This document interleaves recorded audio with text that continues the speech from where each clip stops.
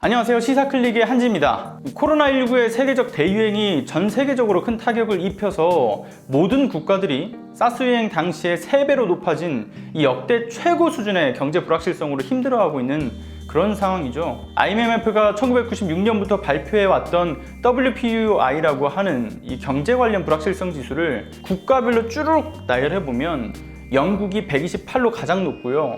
그 다음이 스위스가 91, 멕시코가 67, 브라질이 66 정도. 그 밖에도 뭐 독일, 미국, 일본, 중국, 이탈리아 등 정말 세계 주요 국가들 대부분이 40의 수치가 넘어서는 극도의 경제 불안 상태에 빠져 있는 그런 상황입니다. 하지만 우리나라는 어떨까요? 그 어떤 나라랑 비교를 해도요, 문재인 정부의 가장 투명하고 이 발빠른 대처들 덕분에 다른 주요 국가들의 5분의 1 수준밖에 안 되는 8.7%의 불확실성을 보여주고 있는 그런 상황이라고 해요. 보수 정치권, 보수 언론, 보수 유튜버들이 그렇게 공격을 지금 계속해서 하고 있는 문재인 정부는 경제를 실패했다라는 그 소리가 그저 헛소리에 지나지 않다. 그것을 증명을 하고 있는 거죠. 뿐만 아니라 이러한 위기들 속에서 정말 잘 대처한 탓에 우리나라의 브랜드 가치는 급속도로 성장을 하고 있는 중입니다. 세계적으로 우리나라의 대처 능력에 정말 감탄하면서 이 진단 키트와 동시에 다른 한국 제품의 신뢰도가 급상승을 하고 있다고 해요. 전 세계가 이 사재기 현상과 식량난에 허덕이고 있는 그런 상황 속에서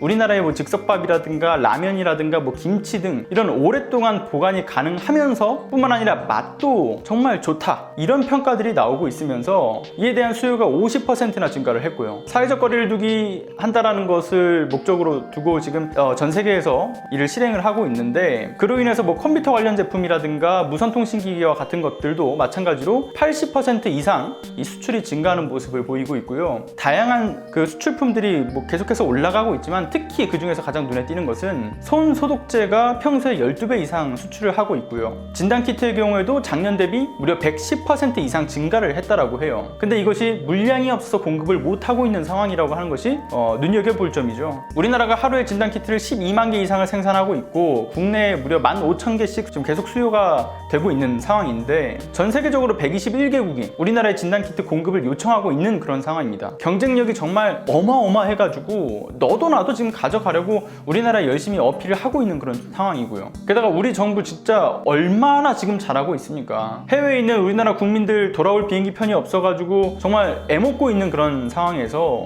우리나라 자국민들 비행기 태워서 보내주면 보내준 비행기 편에다가 진단키트 실어서 보내주겠다라는 그런 명안을 내놔가지고 실행 중에 있지 않습니까? 아무튼 간에 좀 다시 돌아와서요, 이런 경제적인 어떤 위기에서 아주 합리적으로 대응을 하고 있기 때문에 지금 현재 우리나라의 수출량은 위기 상황임에도 불구하고 3월 수출량이 작년 동기간 대비했을 때 고작 0.2% 수준밖에 줄지 않았습니다. 이 얼마나 대단한 상황이에요. 국내의 잘못된 언론과 이 정치권의 거짓된 현올림에 절대 현혹되지 않으셨으면 좋겠습니다. 예를 들어 볼게요. 원래 2020년은 어떤 해가 되려고 했는지 알고 계시나요? 도쿄올림픽으로 인해 가지고 일본이 무려 325조 원의 경제 효과를 볼 거라고 전망을 했고요. 향후 10년간 일본에 긍정적인 효과를 줄 것이다. 그러니까 쉽게 말해서 일본의 해라고 할 정도로 세계가 일본만을 주목을 하던 해예요. 하지만 도쿄올림픽의 이 부정적인 영향을 우려한 탓에 아베가 뭘 했어요? 코로나19에 굉장히 미온적 태도로 일관을 했다가 결국 긴급사태 선언까지 했죠. 전문가들에 따르면 현재 도쿄의 상황은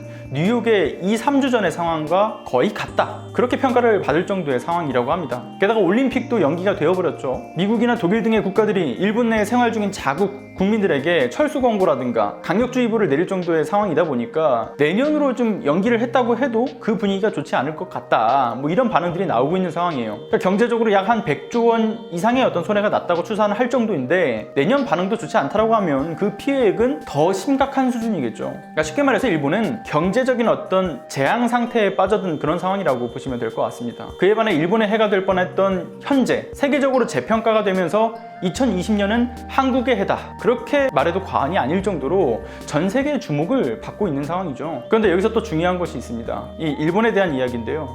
이 진단키트를 받으려고 우익 언론 상케이신문 같은 곳에서 우리나라가 진짜 이 꼬랑지 내리고 정말 극찬하면서 이뻐 보이려고 노력을 지금 계속 하고 있지만, 또 한편으로는 자기 자신들이 받을 주목이 우리에게 지금 돌아서서 그런지 모르겠는데 시세 많은 논조들이 지금 등장하고 있다고 해요. 예를 들어 일본의 어떤 매체들 가운데에서는 이런 얘기 얘기를 해요. 뭐 한국처럼 이 부실한 검사만을 계속해서 많이 하는 것이 능사는 아니다. 현재 상황 대처에 한국이 성공한 것이 아니다. 잘하고 있는 게 아니다. 뭐 이런 식으로 억지 주장을 펼치고 있는 그런 상황이라고 합니다. 전 세계가 모두 우리나라가 정말 잘하고 있다, 정말 멋있다 이렇게 극찬을 아끼지 않고 있을 때 이렇게 우리나라가 제대로 못하고 있다라는 억지 땡깡을 부리는 거 정말 여러분들 어디서 많이 봤던 모습 아닌가요? 우리나라의 특정 야권들의 주장, 특히 이 미통당과 이 보수 언론들의 모습과 아주 유사합니다. 모두가 다들 아시다시피 그 어느 때보다 빠르고 투명하게, 그리고 그 어느 때보다 깨어있는 시민들의 조직된 힘 등이 전 세계적으로 모범이 되고 있는 상황인데요. 여전히 이 거짓에 현혹되는 사람들이 있습니다. 일본과 같은 논조로 프레임을 씌우고 있는 곳이 과연 어디인가? 우린 이번 투표를 통해서 100년 친일을 청산하고 투표로 70년 적폐를 꼭 청산해야 된다고 생각을 합니다. 여기까지 하겠습니다. 감사합니다.